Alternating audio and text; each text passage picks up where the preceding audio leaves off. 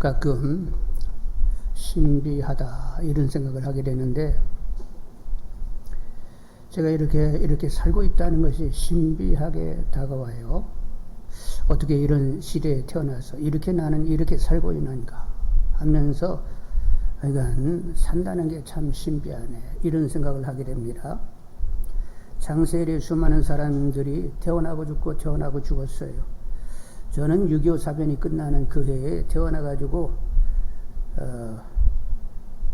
한국에 이렇게 태어나가지고 지금은 이제 인공지능 시대에 바로 이미 들어갔죠. 인공지능 시대의 초입에 이렇게 살게 되었는데, 내가 결정한 거 하나도 없잖아요. 근데 어떻게 나는 이렇게 살고 있는 거지? 이런 질문을 던지면 그냥 신비하다는 거예요. 제가 청소년 때 이런 생각을 한 때가 있었습니다. 중학교 2학년 때인데 아버지께서 특병을 하셨어요. 그래서 농협을 다니시다가 직장을 그만두어야 했습니다. 그때 이제 저는 아버지를 보면서 어떤 생각을 내냐면, 사람이 죽는다는 것에 대해서 생각을 하게 되었어요. 늙어서 죽든지 병으로 죽든지 사람은 죽는 것이다. 자, 그러면 사람이 죽으면 어떻게 되는 거지? 그러면 나라는 존재는 이미 없어지는 거예요. 사라지는 거예요. 그리고 누구도 기억하지 않는, 그냥 내가 죽으면 무로 가버린다고 이렇게 생각을 하니까, 그때부터 갑자기 인생이 얼마나 허무하게 이렇게 다가오는지, 그때서부터 제가 허무주의, 염세주의가 됐다는 거 아니에요. 그래가지고 어떤 생각이 또 있냐면, 내가 노력해서 공부 잘하면 뭐 할 거야? 내가 나중에 사회적으로 성공해가지고 잘 나간다고 한들 그게 무슨 소용이 있냐고. 죽으면 끝 아니요. 아무것도 남는 거 없이 그냥 인생은 그걸로 끝장인데, 공부 열심히 하는 것도 의미 없고, 된다는 것도 그렇게 의미 없는 것이다. 아마 이런 생각을 굉장히 집중적으로 하고 있었어요. 근데 한 친구가 교회를 나가자는 거예요. 자기들 전도기간인데 전도할 사람이 하나도 없고, 너라도 좀 가가지고 자기 위신을 좀 세우라는 거예요, 이것이.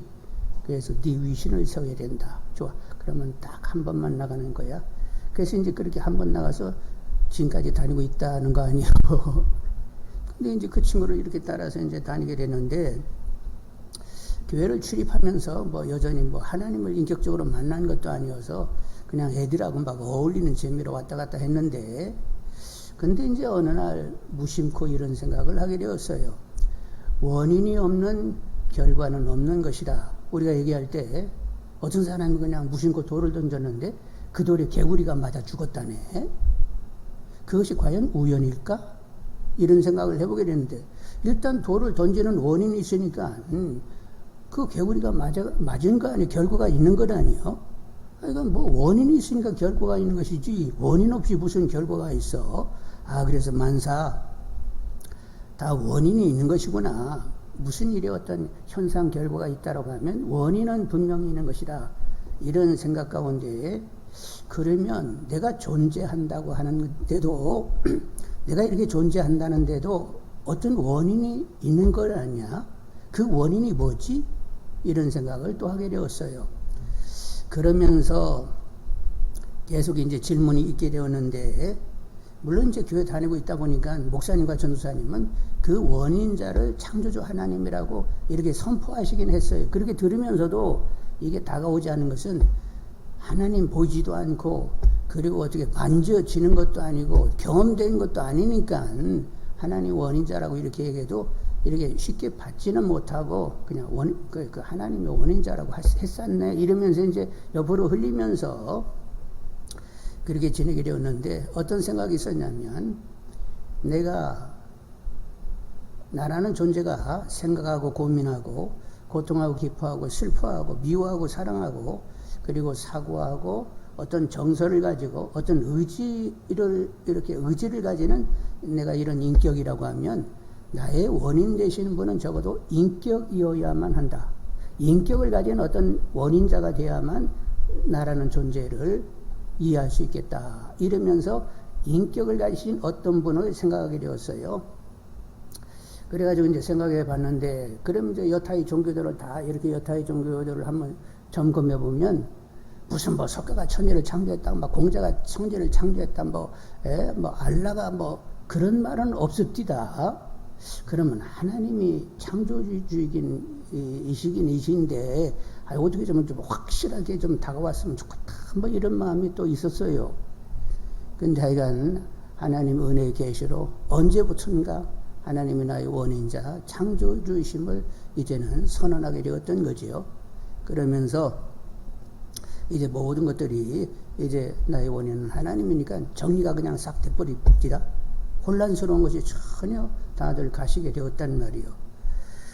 혹시 여러분은 다 분명하시겠지만 혹여 불분명한 분들은 하나님의 은혜의 계시를 허락하여 주셔서 하나님이 나의 창조자요 원인자인 것을 확실히 믿는 믿음이 되게 해달라고 기도하시는 분들이 다 되기를 원합니다. 자, 오늘 말씀을 보면 13절 보시겠어요. 주께서 내 내장을 지으시며 나의 못에서 나를 만드셨나이다. 하나님이 우리를 어머니 자궁에서 우리를 만드셨다고 합니다.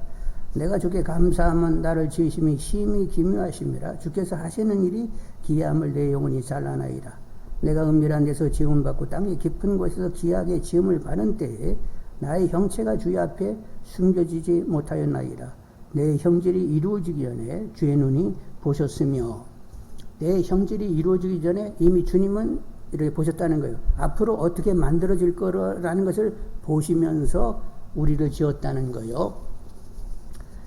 여러분, 토기장이가 이렇게 그릇을 만드는데 크기는 얼마나 크기로, 그리고 모양은 어떤 모양으로, 그리고 어디에 쓸 것인가를 이렇게 나름대로 고려를 하잖아요. 충분히 고려하고 토기장이가 만드는 것처럼 우리들도 하나님께서 우리가 이렇게 만들어지기 전에 충분히 고려해서 요렇게 요런 모양으로 요 사이즈로 요렇게 남자 여자 막 이렇게 하시면서 우리를 다 만들었다는 거예요. 그래서 아까 16절에 내 형질이 이루어지기 전에 주의 눈이 보셨으며, 이미 그림을 다 그려놓고는 이제 우리 하나님께서 우리를 만드셨어요. 근데 우리를 만드는 데만 이렇게 하나님이 그림을 그린 것이 아니라 우리 마지막 죽는 그때까지 우리 전 삶에 대한 청사진도 하나님이 다 이렇게 계획하시면서 우리를 지으시게 된 것입니다. 그래서 16절 하반절에 보면 나를 위하여 정한 날이 하루도 되기 전에 주의 책에 다 기록이 되었나이다. 우리는 날 속을 이렇게 가게 되는데 그 정한 날이 되기 전에 이미 우리를 향한 하나님의 계획이 기록이 다 되어 있다는 거예요. 하나님이여 주의 생각이 내게 어찌 그리 보배로우신지요. 그 수가 어찌 그리 많은지요. 내가 세려고 할지라도 그 수가 모래보다 많도소이다. 내가 깰 때에, 하여간 이렇게 하나님은 많은 생각 가운데서 이미 우리를 태어나게 하시고 앞으로의 삶을 하나님이 다 보시면서 그렇게 삶이 진행되도록 주장하신 거예요. 그래서 여러분이 어느 동네에서 어느 날 태어났는지 모르겠는데 태어나서 지금까지 살아오는 그 삶의 내용을 하나님 먼저 보셨다 안 보셨다? 다 보시고 하나님은 뜻을 세우시면서 우리 삶을 그렇게 다루오신 거지요. 여러분, 우리 삶은 우리가 사는 것 아니라 하나님이 살게 하심으로 사는 줄 아시기를 원합니다. 요셉의 예를 들어야 이렇게 좀 극명하게 두드러나서 요셉 얘기를 좀 하게 되는데, 여러분 17살의 형들에게 미워가지고 팔렸어요. 그래서 약대 상인들에게 팔려가지고 애굽 보디발 장군 집으로 가게 되었습니다. 거기서 이제 10년 이렇게 종살이를 하다가 인정받아가지고 가사총무로 지내게 되었어요. 그러다가 보디발 장군 아내를 겁간하려 했다고 해가지고 무고하게 감옥에 가시게 됩니다. 거기서 이제 술가는 똑간을 만나가지고 1년 지나면서 술가는 똑간을 만나가지고 그들의 꿈을 해석해주고 그 꿈대로 하나는 복직하고 하나는 죽음을 당하게 되었어요. 그리고 2년이 또 지납니다. 그래가지고 이제 바로가 또 꿈을 꿔가지고 그걸 해석해주고 총리가 됐는데 그때 나이가 30이요.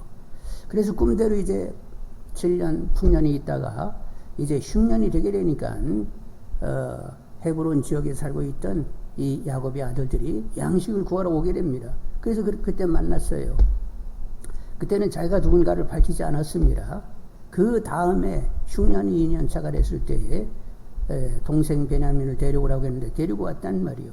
그래가지고 그냥 동생 베냐민을 보면서 막 그리움, 막 솟구치는 정 때문에 그냥 끌어안고 울었어요. 그러면 이제 자기를 밝히게 되는데 형들이 요셉을 팔았기 때문에 다 두려워했잖아요. 근데 형이 뭐라고 했어요? 요셉이 뭐라고 했어요? 형들 두려워하지 마시라. 형들이 팔아서 내가 온 것이 아니라 하나님이 흉년이 있을 줄 알고 나를 형보다 앞서 나를 보내신 것입니다. 이렇게 얘기한단 말이에요.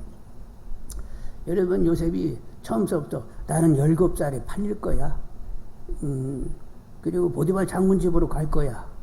그리고 꿈 해석해주고는 나 총리가 될 거야.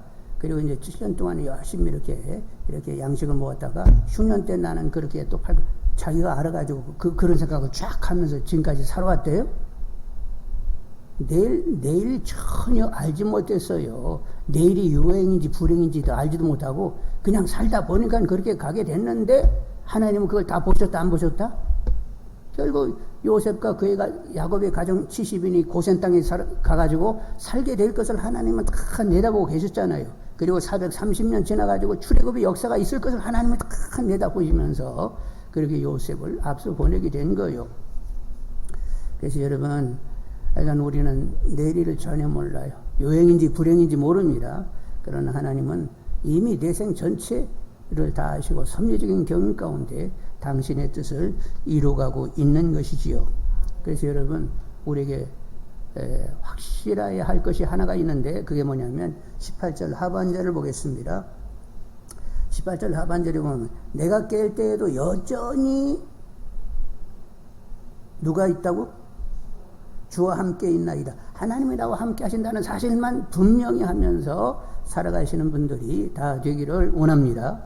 하나님 함께 하심이 늘 확인되는 가운데 하나님이 당신의 뜻을 계속 이루어가고 계신 줄 알고 하늘에서 뜻이 이루어진 것처럼 땅에서도 이루어지길 원하나이다 기도하시면서 하여간 하나님이 함께 하심을 계속 확인하며 사시는 분들이 다 되기를 원합니다. 하나님 우리를 지으셨습니다. 나의 날들을 그분이 계획하십니다.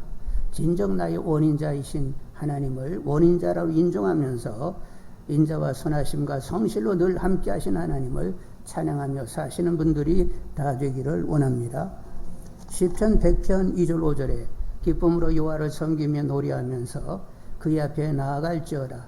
여호와가 우리 하나님이신 줄 너희는 알지어다. 그는 우리를 지으시니요 우리는 그의 것이니 그의 백성이요 그의 기르시는 양이로다. 감사함으로 그의 문에 들어가며 찬송함으로 그의 궁정에 들어가서 그에게 감사하며 그의 이름을 송축할지어다. 여호와는 선하시니 그의 인자하심이 영원하고 그의 성실하심이 대대에 이르리로다. 우리의 원인자 되신 하나님은 늘 우리에게 선과 성실과 인자로 대하십니다. 그 하나님이 함께 하심을 늘 확인하면서 하나님으로 사는 재미가 넉넉한 분들이 다 되시기를 원합니다. 자, 하나님께서 이제 나를 지으셨다고 이렇게 얘기가 됐는데, 자, 하나님이 나를 지었다라고 하면 내가 결정할 수 없는 것들이 있었다는 거예요. 무엇을 결정할 수 없느냐? 나를 낳아준 부모, 내가 태어날 날과 시대, 인종적 배경, 국가 성별, 출생 순서, 형제자매, 신체 특성, 정신 능력, 노화 그리고 죽음의 날, 이런 것들은 내가 결정할 수 있는 것이 아니고 오직 하나님만이 결정할 수 있는 것이지요. 여러분, 태어날 때 나는 돈 많고 교양 있는 아버지 어머니 밑에서 나는 태어날 거야. 여러분 이러고 태어났어요? 나는 몇 년도 몇 월 며칠 그 꽃이 피는 봄날에 나는 태어날 거야. 뭐 이러고 태어났어요? 나는 피부색이 곱고 피부색이 고운 흰 백인으로 태어날 거야. 막 이러고 태어난 거요? 나는 살기 좋은 나라에서 태어날 거야. 나는 외모가 아름답게 태어날 거야.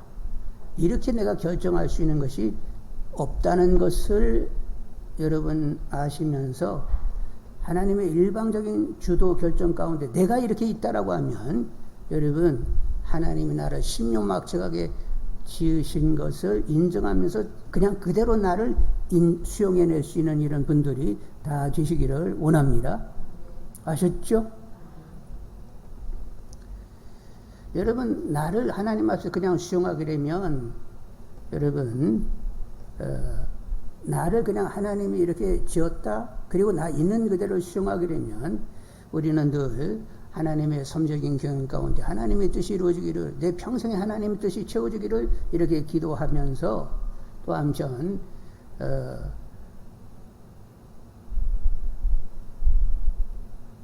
이렇게 자기를 하나님 앞에서 정확히 수용하게 되면 열등감에 빠지지 않고 오히려 높은 자기가치감을 가지면서, 그리고 보다 더 바른 이런 처신 행동을 가지게 되어 있어요. 근데 나를 수용하지 못하게 되면 열등감에 나가게 되고, 열등감을 가지게 되면 여러 면에서 하여간 문제를 낳을 수가 있게 되는 거예요. 그래서 여러분, 하여간 하나님 앞에서 자기를 그냥 있는 그대로를 수용해낼 수 있는 분들이 되시기를 원합니다. 거울 앞에서 가지고 아이 나는 왜 이렇게 생겼는지 모르겠네, 이러면 하나님을 거역하는 거예요. 근데 거울 앞에서 가지고 하나님 나를 이렇게 만드시니라고 막 엄청나게 수고하셨구만, 고마워요, 이러면 문제가 전혀 없어요. 근데 아이 코 좀 살짝 좀 이렇게 뾰족하게 세워놓으시고 막 눈도 이렇게 쌍꺼풀 지게 만들고 막 입술도 좀 도톰하게 만드시지 뭐 요렇게 만드시, 그러면 그때는 이미 하나님을 거역하는 것이 되면서 신앙의 문제를 가지게 되는 거예요. 그래서 여러분, 하여간 일단은 자기 자신을 수용해낼 수 있는 분들이 다 되기를 원합니다. 제가 청소년 때 열등감이 컸어요. 지금 생각하면 왜 그때 왜 그런 열등감을 가졌는지 모르겠네. 제가 자라온 환경을 보게 되면 그렇게 열등감을 가질 만한 이유가 없는데 청소년 때 왜 이렇게 열등감이 많았는지 몰라요. 하여간 누군가 비교해가지고 열등감을 가졌고, 그리고 그때는 나의 부족을 크게 확대하여 생각하면서 또 열등감이 이렇게 빠지는 경향이 있었단 말이에요. 그런데 이제 언제부턴가 하나님 앞에서 나를 있는 그대로 이제 수용하면서 그런 열등감이 싹 날아가게 되었는데, 하나님을 알고 하나님의 사랑이 크게 다가오게 되고 하나님 앞에서 내가 누구인지를 정확히 알게 되니까 막 가치감이 쫙 올라가게 되는 거예요. 그래서 나는 하나님의 끔찍한 사랑을 받는 하나님의 아들이다. 하나님이 임자여 거하시는 성전된 나다. 주님의 몸된 나이다. 성령의 전이다. 나는 천국 시민이요 하나님 보좌 우편에 앉힌바된 나다. 그리스도의 군사다. 나는 세상의 빛이다. 이런 정체의식을 가지게 되니까 나는 하나님의 후사다. 막 이런 생각이 정확하게 다가오게 되니까 정말로 하나님 보좌 우편에 앉힌바된 가장 높은 가치감을 가지게 되었던 거지요. 그래서 말씀인데, 사람이 돈이 없다, 외모가 못 갖췄다, 못 배워 열등감을 가진다, 그게 결정적인 원인이 아니에요. 뭐 돈이 없네, 외모가 없네, 못 배웠네, 그것이 뭐 열등감, 가장 결정적인 원인은 하나님이 누구시며 내가 하나님 앞에 누구인지를 모르기 때문에 그런 열등감을 가지게 되는 거예요. 그래서 여러분, 하여간 하나님을 알게 해주시라고 더욱 기도하는 분들이 되기를 원합니다.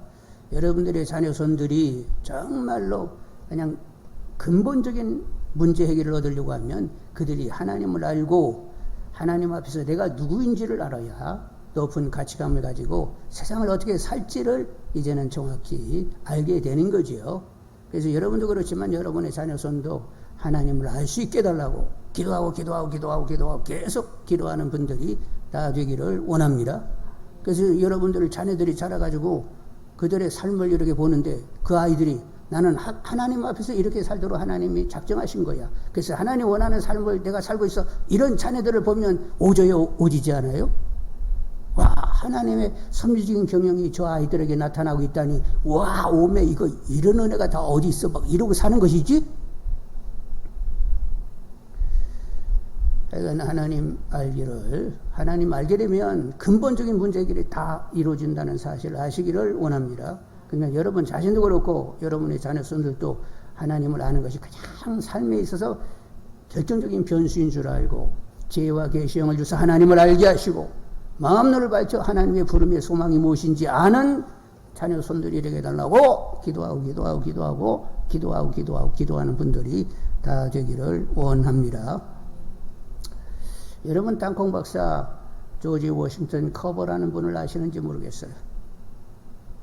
그러니까 이제 흑인으로 태어나게 됐는데 그 당시는 흑인들이 굉장히 이렇게 멸시천대를 받던 때예요. 그래 흑인 노예의 아들로 태어나게 되었습니다. 근데 태어나서 얼마 안 있다가 떼강도가 그 동네에 몰려와가지고 어머니를 납치해 가버린 거예요. 그러니까 어릴 때 엄마도 없어. 이렇게 자랐는데, 그리고 이제 흑인 아이들은 백인 아이들이 다니는 학교도 다닐 수가 없는 거예요. 이렇게 불우한 환경에서 자랐는데, 다만 그는 어릴 때부터 하나님을 알고 기도하는 사람이었습니다. 그래서 늘 이렇게 기도하면서 나는 가난한 흑인들을 위하여 무엇인가를 일을 해야 된다 이런 생각을 하게 되었어요. 그래서 이제 대학 가기도 어려운데 워낙 이렇게 머리가 좋다 보니까 어렵사리 식물학을 하게 되었고, 그리고 허름한 연구실에서 자기 혼자 현명을 가지고 이제 연구를 하게 되는데 땅콩 가지고 연구를 했어요. 그래서 이제 땅콩을 이렇게 분석하고 해가면서 연구를 계속 해가지고 어떻게 되느냐, 땅콩 가지고 115가지 음식을 만들게 되었습니다. 뭐 예를 들면 버터도 만들고 전분도 만들고 막 얼굴에 바르는 크림도 만들고 막 연고도 만들고 땅콩 한 가지 가지고 막 그렇게 엄청나게 많은 연구를 하게 되었어요. 그리고 이제 땅콩 껍질 있잖아요. 껍질 가지고 전기, 전열판, 땔감, 접착제, 인조, 석재 막 이런 것들을 또 만들어내게 된 거예요. 그래서 미국에서 아주 그렇게 인정받는 사람이랬는데, 만약 그 사람이 백인으로 태어났다고 하면 엄청나게 그 사람을 인정했었을 터인데, 흑인으로 태어나가지고 그냥 그런 많은 업적이 있었음에도 불구하고 그냥 그 한편에서 그냥 적당히 유명하다 말하는데, 근데 이제 그 사람이 1943년 1월 5일에 세상을 떠나게 되었는데, 여러 가지 조건들 막 돈을 많이 줄 테니까 우리 연구소 오라 마라 이런 얘기에도 전혀 움직이질 않았어요. 그가 마지막 떠났을 때 그에게 재산은 125불이 전부였습니다. 근데 그는 어떤 얘기를 했냐면, 세상을 모두 가진 내가 무엇이 더 필요하겠습니까? 예수님과 그분이 주신 세상이 있는데 더 이상 무엇이 필요한단 말입니까? 이렇게 얘기했다는 거예요. 네? 세상이 다 하나님 것이 내 것인데 그 하나님이 주신 것이 이렇게 많은데 그러면 충분하지 뭘 더 이상 내가 가질 것이 있단 말이요 하면서 그냥 예수님과 더불어 독신으로 그냥 청빈하게 삶을 살다가 갔다는 거예요. 하나님을 아는 사람들, 하나님이 아는 사람들은 삶을 접근하는 방식이 세상 사는 사람하고는 달라요. 뭔가 하나님을 제대로 아는 사람은 세상을 사는 그 방법이 다르다니까요. 그러니까 세상 모든 것이 다 내 것이고 주님이 나와 함께 하신다라고 하면 부족할 것이 뭐가 있냐 이거요. 그래서 이 조지 워싱턴 커버를 보면서 아이고 내가 옛날에 설교할 때 막 그런 말을 했었는데, 한강이 내 것이고 막 금강이 내 것이고 막 두만강이 내 것이고 막 백두산이 그러고 막 관악산이 그러고 그냥 여기 수락산이 내 것이라고, 하나님 것이 다 내 거니까 우리가 그것을 즐기면서, 근데 하나님 것 내 것이니까 관리는 우리가 좀 해야 된다고 그런 얘기 했었지요? 그런데 그것이 한동안 또 싹 이렇게 지워지고 있었다는 이런 생각을 하면서, 그렇지.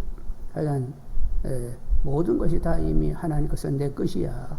그러니까 너무 그 연연할 일이 아니구나.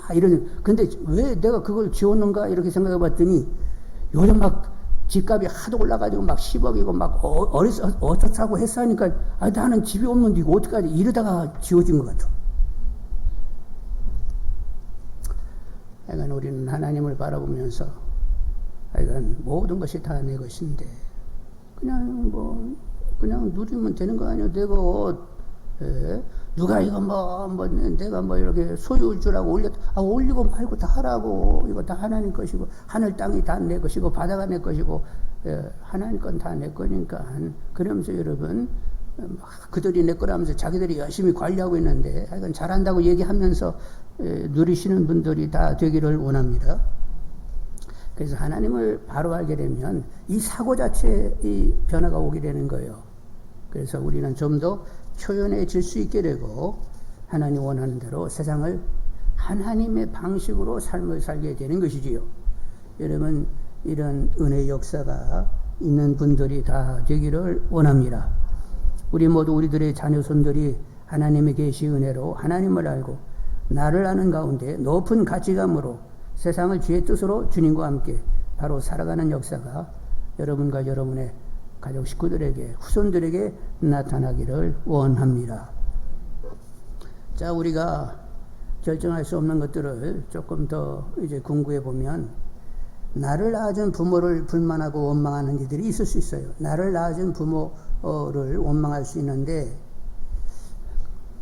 그것도 하나님을 몰라서 그러는 거예요. 어떤 분이 이제 학원 강사가 됐는데, 인정받는 학원 강사입니다. 근데 이제 그의 아버지는 정신지체예요.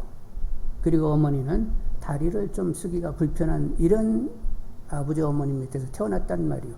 그러니까 그런 환경에서 자라니까 막 열등감도 있고, 아버지 어머니가 이렇게 동네에서 인정을 못 받잖아요. 아버지는 이렇게 정신지체인데 이렇게 술판이 있으면 막 사람들이 술을 먹여가지고 초장에 그냥 술 먹고 쓰러지는 거예요. 그러면 연락이 오기를, 야, 너가 아버지 쓰러졌으니까 데리고 가라. 그럼 리어카에다가 아버지를 실어가지고 돌아오는데, 그런 아버지를 볼 때 막 나는 이런 아버지 밑에 나는 태어났나 막 이렇게 원망스럽고 한이 많았던 사람이요. 근데 이제 군대 가서 예수를 만나게 되었습니다. 예수를 만나게 돼가지고 그가 이제 어떤 생각을 내냐면, 청소년들에게 꿈을 줘야 되겠구나. 예수 안에서 꿈을 가지고 살게 되었구나. 그래서 이제 청소년들에게 어떻게든지 복음을 전하기로 했는데, 이 양반이 자기가 자라온 환경, 아버지는 정신지체다, 어머니는 다리를 못 쓰고 남집 가서 일을 해가면서 이렇게 자랐다는 얘기를 하면, 청소년들이 그 얘기를 들을 때 자기들의 고충이 완전히 사치스럽다는 생각이 팍팍팍 드는 거예요. 괜히 쓸데없는 뭐 얘기를 이 선생님 앞에서는 해가지고는 막 먹히지 않겠네, 이런 생각이 드는데, 워낙 이 선생님은 막 그렇게 삶이 막 그렇게 어려웠으니까 찍소리도 못하고, 야, 그래도 야, 하나님을 믿어야 된다고, 그분이 정말로 우리 삶의 주인이라고 막 이렇게 복음을 전하면서 아이들을 그렇게 지도하게 되었던 거예요. 여러분, 자녀들에게 공경받기를 원하면 하나님을 잘 믿는 사람이 되도록 하시면 여러분은 공경받게 되어 있습니다. 자녀들이 땅에서 잘되고 장수하기를 원하면 부모 공경을 하라고 여러분 말씀하시는 분들이 되기를 원합니다. 우리도 자랄 때 보면 애들이 나하고는 별로 대화가 없어요. 제가 얘기를 안 하니까 아이들도 막 아빠 불러놓고 막 아빠하고 얘기하지는 않는데, 지 엄마하고는 막 뭐라고 얘기하는데, 가끔씩 보면 이것들이 똑똑하다고 막 엄마를 막 다구쳐 쌓고 막 이러더라고. 애들이 머리가 커지니까 막 엄마하고 얘기하면 말빨이 지들이 세져 버렸어.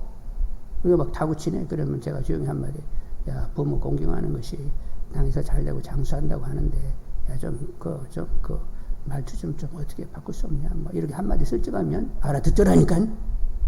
그러니까 이렇게 부부들이 서로 도와야 되는 거 알았지? 야, 네 엄마 내가 평소에 못마땅히 했는데, 야, 확실하게 그냥 네 엄마를 밟아버려. 이러면 안 되고, 자녀들이 잘 되려면, 야, 부모 공경하는 것이 기본, 너희들 약속이 있잖아. 그렇게 옆에서 한마디 그냥 슬쩍 이렇게 던져놔도 알아듣는 애들은 다 알아듣는다니까.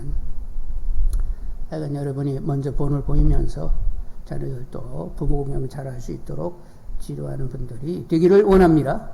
부모가 어떻다, 하나님이 그렇게 결정해 줬으면 그렇게 결정한 바에 나는 어떻게 그 부모와 부모 밑에서 어떻게 나는 삶을 살아야 될지, 이렇게 이제 하나님 앞에서 생각을 키워야 되는 거예요. 자, 일단은 하여간 나를 낳아준 부모를 불평하고 원망해서는 안 된다는 것. 그리고 이제 우리가 오늘이라는 시대를 살고 있는데, 약간 유행 풍속을 줬고 세상 가치로 이렇게 살아서는 안 되고, 우리는 하나님 말씀, 하나님 나라 가치로 살아야 된다는 말이에요. 그래서 하나님을 알고 예배하고 일단은 하나님으로 행복한 사람들이 되어야 됩니다. 여러분 예배라는 게 뭐요? 하나님을 기뻐하고 막 즐거워하는 것이 예배겠지요? 찬미의 제사를 드리라고 했잖아요. 근데 하나님의 징에, 근데 무슨 예배가 이루어진단 말이요? 일단은 하나님을 알아서 그분을 기뻐하고 감사해야 예배의 시작이 되겠지요? 그래서 예배는 하나님을 알고 하나님을 기뻐하는데, 하나님으로 행복해 하는데 예배의 진정한 시작이 있다는 것을 아시는 분들이 되기를 원합니다. 그래서 나는 먼저 하나님을 기뻐해야 돼. 그리고 우리는 세상의 빛이 되어야 된단 말이요. 빛의 자녀들이니까 착한 행실로 세상의 빛이 되고 하나님께 영광이 돌려지도록 그렇게 살아야 되겠습니다. 아까 그 흑인 조지 워싱턴 카버는 아니 그 환경이 정말로 몇십 천대 받는 흑인 노예의 아들로 태어나가지고 정말로 그 환경이 그렇게 만만치 않은데 주님을 알고 주님의 진리 가운데서 자유하며 오히려 세상을 밝히는 빛으로 삶을 살다가 갔단 말이요. 그러니까 오늘이라는 시대 가운데 여러분 먼저 하나님으로 행복하고 그리고 세상의 빛이 되고자 하는 분들이 되기를 원합니다. 그리고 우리는 인종, 황인종에 대해서 여러분 불만해서는 안 돼요. 여러분 백인은 하나님이 이제 이렇게 굽다 보니까 덜 구워서 백인이 됐고 흑인은 너무 바짝 구워서 흑인이 된 거요. 그리고 우리는 막 노릇을 막 그냥 촉촉하게 구웠으니까 감사합니다. 그런데 중요한 것은 예수 종이 되어야 돼요. 우리 살색이 누구 피부가 되어야 돼? 예수님 살색이 드러나야 된단 말이요. 그렇게 내 안에 계신 주님으로 살아 주님을 보일 수 있는 분들이 되기를 원합니다. 그리고 우리가 대한민국에 태어난 것도 불만해서는 안 돼요. 하나님이 태어나게 하셨어요. 그러면 충분한 이유가 있는 줄 아시기를 원합니다. 저는 이제 이렇게 자라면서 우리 어렸을 때는 어느 나라를 많이 얘기한 줄 아세요? 여러분 기억하시죠? 독일 얘기를 그렇게 얘기하더라고. 학교 잘할 때 막 독일 사람들이 얼마나 부지런하고 막 똑똑하고 막 그들이 얼마나 근면하면서 나라를 막 세우고 막 이런 얘기 하도 들어서 독일이 그렇게 좋으면 나 독일에 태어났으면 막 좋을 뻔했네 그랬어요. 그리고 미국에서 태어나도 괜찮을 뻔했는데 왜 나는 이렇게 한국에 태어나가지고 이렇게 우리 가난한 나라에서 이렇게 살아야 되는가 하고 이렇게 불만했는데 지금은 전혀 그렇지 않습니다. 아이고 내가 그래도 이거 한국에 태어나가지고 그러니까 이렇게 예수를 믿게 되었고 말씀에 기초한 그래도 믿음이라도 가지게 된 거지. 내가 뭐 모슬림이나 아니면 힌두나 아니면 불교권이나 아니면 공산국가에 내가 태어났으면 이거 어떻게 되는 거야? 와 우리나라에 태어나기를 너무 잘했다. 막 지금은 이런 마음인 거요. 야 하나님의 은혜가 있어가지고 대한민국에 태어났구나. 하나님의 은혜가 얼마나 큰가. 이제 한국에 태어나가지고 막 은혜가 되는 거예요. 여러분도 그러시지? 예. 그래서 여러분, 이제 우리는 이 한국에 태어났지만 천국 시민이 되었습니다. 그래서 우리나라가 하나님 나라가 되는 일에 여러분 더 기도하고 관심하는 분들이 되기를 바라고 그리고 온 세계가 하나님 나라가 되도록 그렇게 깨어서 기도하시는 분들이 되기를 원합니다. 이제 우리는 이제 가족 가운데 남자로 아니면 여자로 그리고 첫째, 둘째, 셋째, 막내 뭐 이렇게 또 출생 순위가 이렇게 정해져 가지고 태어나게 됐어요. 그래서 이제 우리가 가족 구성원이 돼 가지고 가족 생활을 하게 되는데 여러분 출생 순서에 따라도 성격이 좀 결정이 납니다. 첫째들은 어떠냐? 그들은 권위에 순응을 하든지 아니면 반발하게 되어 있어요. 근데 둘째는 어떠냐? 상당히 둘째는 경쟁적이고 인정받기를 원해요. 그래가지고 이렇게 충성이 있고 그리고 말을 잘 듣는 쪽이요. 둘째들은 경쟁적인데 인정받기를 원해가지고 순종적이라는 거예요. 셋째는 독립성이 크고 사회성이 강하고 설득력이 있다는 것입니다. 아마 셋째는 이렇게 시선이 안 오니까 지들이 알아가지고 막 이렇게 살아가는가 봐요. 근데 이제 막내는 어떠냐? 자유하며 조금 자기 멋대로일 수가 있어요. 근데 어떻게 됐든지 간에 저는 이제 둘째여서 저도 가만히 보니까 상당히 경쟁적인 면이 있다. 이런 생각을 하게 됩니다. 근데 하여간 우리는 이제 가정의 구성원이 됐는데 우리들의 가정이 하나님 가정이 되도록 관심하는 분들이 되기를 원합니다. 하나님 아버지, 그리고 우리들의 큰 형, 큰 오빠가 누구요? 예수님. 우리들의 사귐은 하나님과 그 아들과 함께하는 사귐이라 여러분 가정 안에서도 하나님과 큰아들, 큰오빠 예수님과 가족 구성원들이 함께하는 가운데 하나님 나라가 임한 그런 가정 되기를 원합니다. 그리고 말씀에 기초하여 이렇게 가정이 세워져야 되겠죠? 그래서 말씀을 이렇게 서로 지켜 행하는 분들이 되기를 원합니다. 먼저 내 몫을 챙기는 분들이 되어야 되겠어요. 남편들은 어떻게 하라고? 아내를 사랑하고, 아내들은 어떻게 하라고?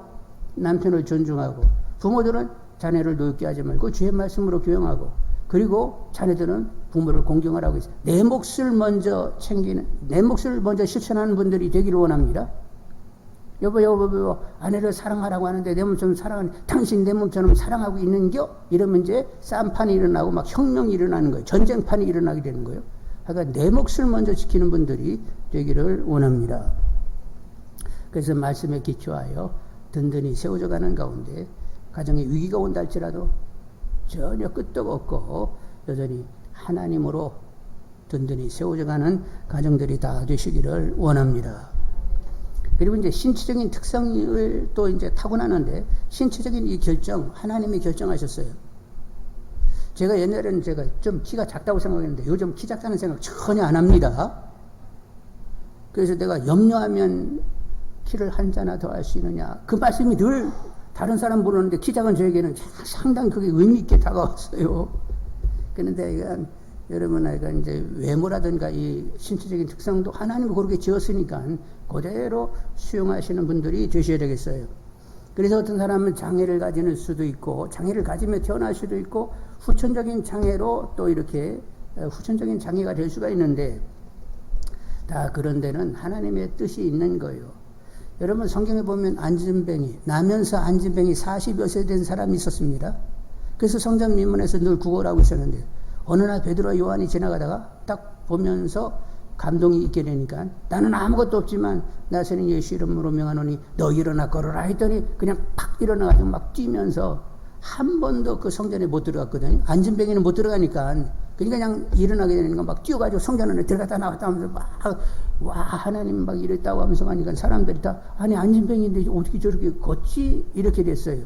그러다가 이제 베드로 요한에게 이 안진뱅이 가니까 주목하게 돼요. 그때 뭐라고 했어요? 우리들의 개인 경건으로 이 사람이 이렇게 고쳐진 게 아니라 얼마 전에 당신들이 죽였던 그 예수 부활하셨는데 그 주님의 이름으로 이 사람이 고침받았다고 하면서 부활을 증거하게 되었단 말이에요. 그러니까 그 사람이 안진뱅이가 된 것은 예수의 부활을 증거하기 위한 거리로 쓰임받기 위하여 그가 그렇게 안진뱅이가 됐던 거예요. 하나님 이런 섭리적인 경영 뜻이 있었단 말이에요. 그러니까 우리가 장애이든지 아니면 나중에 장애가 됐든지 거기에는 하나님의 또한 뜻이 있다는 거 아니에요. 그래서 많은 사람들이 사역자들을 보게 되면 후천적인 장애를 가진 사람들이 있습니다. 중간에 눈이 안 보여가지고 결국 무슨 사역을 해요? 맹인 교회에 사역을 하게 된단 말이에요. 어떤 사람은 또 소경이 돼가지고 그냥 작시를 해가지고 막 수천 곡 하나님을 찬양하는 이런 곡을 만들어내기도 한단 말이에요. 그러니까 신체적인 조건에 대해서 전혀 불만하지 않은 분들이 되기를 원합니다. 그냥 있는 그대로 그냥 받는 거요. 아셨죠? 좀 미안한데 나이 들어가지고 막 이렇게 눈 같은 거 만져싸고 그러지 마세요. 그러면 자연스러움이 그냥 자연스럽지 않더라니까. 아유, 저 양반 뭐 손대는 게요? 이거 왜 이렇게 이게 자연스럽지 않고 멋쩍어져 버려요. 그러니까 그냥 자연 그대로 늙어가는 대로 늙어가시고, 하여간 빨리 이렇게 피부가 이렇게 안 마르려고 하면 쭈글쭈글하지 않으려고 물을 좀 많이 마셔야 된다네. 하여간 물도 좀 마시고, 그리고 이제 화장도 막 독한 화장 쓰지 말고 그냥 알로에 같은 거 그죠? 이렇게 잘라가지고 이렇게 그거 막 바르고 좀 이렇게 자연 가지고 어떻게 관리를 하셔. 그래서 좀 자연스럽다 이렇게 여겨지게 관리하는 것이 이게 제대로 관리하는 것 아닌가 싶어요. 막 갑자기 어느 날 보니까 사람이 이상해졌는데, 이러지 말고 그러니까 신체적인 조건도 하나님이 지었으니까 그대로 여러분 수용하시는 분들이 되기를 원합니다. 그리고 사람은 늙고 때가 되면 죽습니다. 근데 요즘사 맞아, 사람은 늙어야 돼, 사람은 죽어야 돼, 막 이런 마음이 저에게 팍팍 다가오는 거예요. 만일 늙고 죽음이 없으면 인간들 얼마나 막 멋대로 지멋대로 살 터인데, 그래도 늙음이 있고 죽음이 있으니까 그래서 사람이 삶에 대해 진지해지고, 과연 나는 어디서 와서 어떻게 살다가 어디로 가야 되는지 이런 궁극적인 질문이 그래도 나올 수 있으려고 하면 사람은 늙어야 돼, 죽어야 돼. 아이고, 하나님이 우리 왜 이렇게 지혜로우신지 모르겠네. 그러면서 늙고 죽음이 꼭 있어야 된다, 막 이런 생각이 드는 거예요. 그래서 여러분, 어떻게 사는 것이 진정 사는 것인지 질문 던지는 분들이 다 되기를 원합니다. 아이고, 시간 많이 가는데. 저도 막 직장 다니면서 나 얼마나 있으면 저렇게 계장님처럼, 나 얼마나 있으면 저렇게 과장님처럼, 나 얼마나 있으면 저렇게 부장님처럼 돼야 되는데, 그분들의 삶을 이렇게 들여다보니까 뭐 그러고 그런 거예요. 내가 저걸 반복해야 돼? 막 이런 생각을 내내 하다가, 그리고 이제 교회는 다녔으니까 하나님이 너는 이 일을 하라고 이렇게 결정해 주시는 일이 있다고 하는데 나는 어디로 가야 되는겨? 막 이러다가 갑자기 그냥 신학교로 팍 뛰쳐들어갔다는 거 아니요. 가가지고 그냥 얼마나 고생스러웠는지 몰라. 준비도 안 되시고 막 팍 들어가가지고 그냥 얼마나 생고생을 했는지 몰라. 하여간 그러나 질문은 있는 분들이 되기를 원합니다. 아유, 어떻게 사는 게 진짜 사는 거요? 하고 이렇게 질문 던지는 분들이 되기를 바라고. 그러면 답은 누가 주신다고? 하나님이 결국 답을 내십니다. 여러분, 예수 안에서 단 한 번의 생을 어떻게 사는 것이 가치와 보람이 되는 것인지, 마지막 죽어서 주님 앞에 설 때 나의 모습은 어떨 것인지, 이런 생각을 하시는 분들이 다 되기를 원합니다. 자, 생을 허락하신 분이 누구라고? 하나님이세요. 호흡을 거두실 분도 하나님이십니다. 죽으면 누구는 은혜의 영생에 이른가 하면 누구는 저주의 영벌에 처해지게 됩니다. 인생은 하나님을 모르면 가장 몰같이하고 허망한 삶을 살게 되어 있어요. 여러분, 하나님 모르고 재벌로 뭐 어쩌고저쩌고 뭐 사회에 뭐 큰 유익을 주고 어쩌고저쩌고 하는데, 그런데 나중에 예수 믿지 않고 지옥에 가버렸다. 그럼 뭐예요 도대체? 여러분, 뭐 재벌가 누가 뭐 어쩌고저쩌고 하나도 좋아할 일 없어요. 그 사람 죽을 때 재벌이라고 해가지고 막 죽을 때 여러분 막 갑자기 그냥 어깨에 막 천사같은 날개가 달려가지고 막 그러다가 갔대요? 그 사람들 마지막 죽음 보면 비참하단 말이요. 그러니까 하나님을 모르게 되면 몰같이 하고 허망한 삶을 살 수밖에 없단 말이요. 그러니까 경건히 창념하시면서 더욱 하나님은 누구시며 나는 하나님 앞에 누군지를 계속 묻는 분들이 다 되기를 원합니다. 그리고 내 주위에 있는 사람들 하나님을 알고 하나님과 상관 있게 삶을 살 수 있게 해달라고 기도하는 것이 그에게 주시는 최고의 선물인 줄 아시기를 원합니다. 하나님 알게 해주시라고, 하나님과 상관 있게 삶을 살게 해주시라고 기도하는 것이 그에게 베푸시는 최고의 은덕이란 말이요. 그런 은혜를 베푸는 분들이 되기를 원합니다. 종종 인생은 참으로 신비한 것이구나. 나는 어떻게 지금 이렇게 살고 있는 것이지? 그 영혼 가운데 나는 지금 이 순간 이렇게 있다는 것이 얼마나 신비로운 것인지. 근데 그 신비의 답은 하나님께 있고, 하나님으로 사는 재미가 크신 분들이 다 되시기를 주님의 이름으로 축원드립니다. 기도하겠습니다.